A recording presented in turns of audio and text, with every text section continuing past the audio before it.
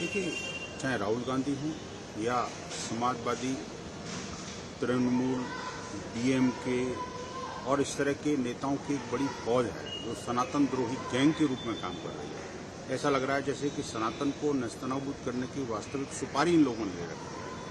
हिंदू धर्म ग्रंथों, चाहे रामचरितमानस की बात हो, पीछे हमने देखा कि ये जो सपाई कुनबा, जिसको समाजवादी की जगह नमाजवादी लोग कहते हैं, उस कुनबे के लोग, या फिर इनका ही जो अलाइज से डीएमके है जो कि सनातन को समूल नाश करने के लिए तुला हुआ है। ऐसे ही राहुल हैं जो कि बार बार जो है हमारे हिंदू धर्म ग्रंथों, हिंदू मान्यताओं, हिंदू मंदिरों, हिंदू पूज्य संतों और इस पर कुठाराघात करने से कभी भी बाज नहीं आता। अभी जिस प्रकार के चुनिंदा उद्धरणों को निकाल करके उसकी गलत व्याख्या करके और अपनी जो प्रदूषित जो मानसिकता है उससे भोले वाले बच्चों और बच्चियों के शुद्ध मन को अशुद्ध करने का जिस तरह से षड्यंत्र रच रहे हैं, उसमें सफल नहीं होने वाला। अगर राहुल गांधी को वास्तव में किसी ग्रंथ के बारे में जानकारी करनी है तो पूज्य संतों, श्रेष्ठ जनों, उनके व्याख्याकारों, उनके विद्वानों के साथ में संसर्ग में बैठिए, कभी उनके चरणों में बैठिए। राहुल जी, आपको सच्चा ज्ञान मिलेगा। ये विकृत ज्ञान को जो कम्युनिस्टों ने गढ़ा और कांग्रेसियों ने फैलाया, वो अब नहीं चलने वाला, वो समाप्त हो रहा है।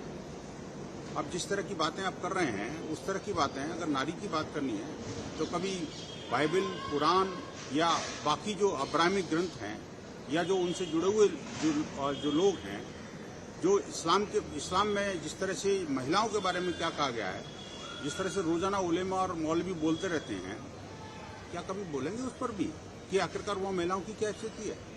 क्या कभी मांग करेंगे कि आखिरकार मस्जिदों में महिलाओं को क्यों नहीं जाने दिया जाता? आखिरकार कोई उलेमा, मौलवी और काजी, मुल्ला, कोई मुसलमान महिला क्यों नहीं हो सकती?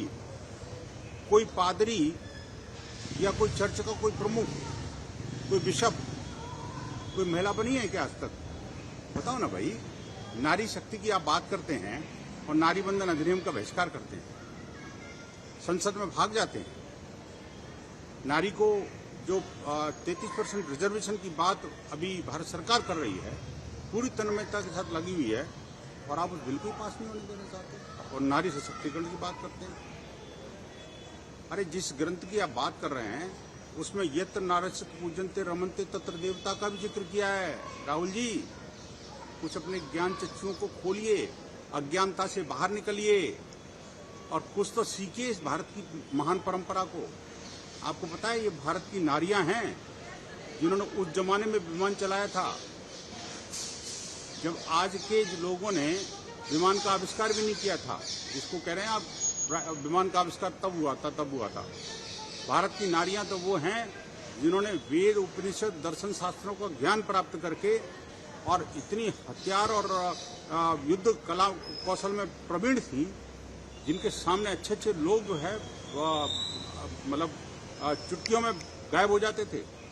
भारत की नारियों को कमतर आंकने का दुस्साहस मत करिए। कम से कम अपनी जो राजनीतिक जो मानसिकता है, जो विशुद्ध मानसिकता है, अशुद्ध मानसिकता है, उसको कम से कम इन भोले वाले बच्चों के ऊपर मत थोपिए। वो जो बच्चे आज के सच्चे हैं, उनको सबको पता है कि आखिरकार किस मानसिकता के साथ में और क्या आप परोसना चाहते हैं। वो आपके झांसे में नहीं पड़ने वाले। मुझे लगता है कि ऐसे बयानों के लिए कांग्रेस को अविलंब माफी मांगनी चाहिए। अगर आपको नारी की बात करते हैं तो आखिरकार वंदे मातरम के उस भाग से क्यों तकलीफ हो जाती है? बाकी 4 स्ट्रेंजा में किसकी बात हो रही है भाई? नारी के सशक्तिकरण की बात हो रही है, दुर्गा की बात हो रही है, वहां पर सरस्वती की बात हो रही है। इनकी बात नहीं करेंगे, इसको तो काट देंगे। वंदे मातरम, जिसमें माता की वंदना की बात हो रही है, उससे आप भाग जाएंगे और बच्चियों को कहेंगे कि नहीं, हम पितृसत्ता के विरुद्ध करना चाहिए। भाई यहाँ कोई सत्ता वत्ता नहीं है, आपकी सत्ता जा चुकी, यहाँ सब बराबर है। भारत में जो लिंग आधारित, वर्ग आधारित, जो जाति आधारित कोई व्यवस्था कभी थी ही नहीं। आपके जैसे लोगों ने खड़ी की और अब वो समाप्ति की ओर है।